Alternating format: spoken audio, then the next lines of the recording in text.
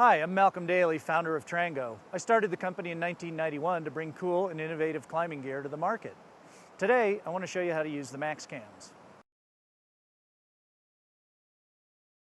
What we like about the max cam is its 2-to-1 expansion range. That means it's twice the size when it's fully expanded as it is when it's fully collapsed.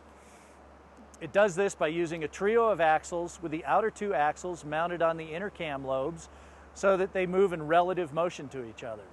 Most traditional cams are anywhere from 1.5 to 1.7 to 1.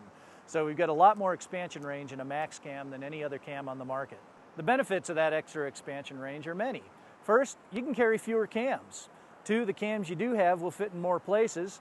3, they'll go into places where other cams just simply won't go. Weird pods, holes in the rock, flares, things like that. That's what I want to show you today, is the versatility of the max cam. So find that nice sweet spot in the crack up here. Reach in, pull the cams back, let them go. And there you've got a nice cam placement. Make sure your cam lobes are in the smaller half of their expansion range.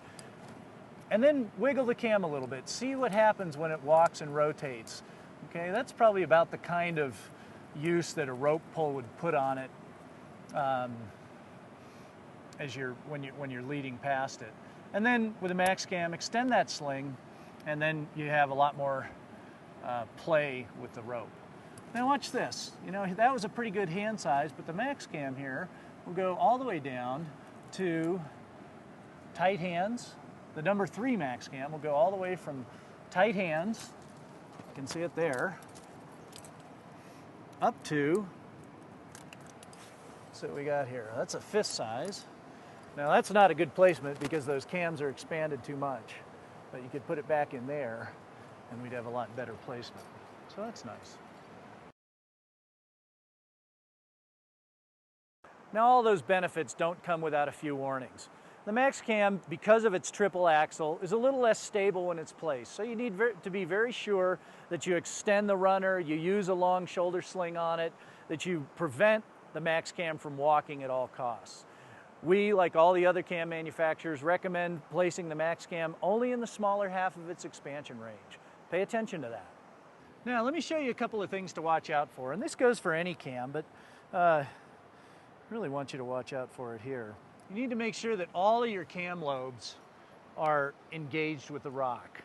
Okay, never trust a blind placement. If you're reaching around a corner and just stuffing in a cam, holy smokes, you got maybe 50% chance of getting it in. So don't let that happen. Make sure you visually look at all your cams. And again, we can get a good placement in here. You just need to pay a little bit of attention to where you put it, how you release it. Okay. So there's a good placement.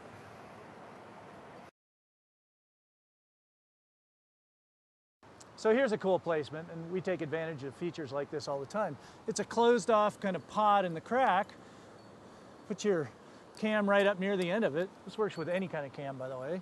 And you'll see that that prevents it from moving at all. That's almost a multi-directional piece right there. So that's a great feature of the max cam, is that they'll fit into weird little places like that that other cams just, they don't know what to do with. Here's another one. Look at this. Oh.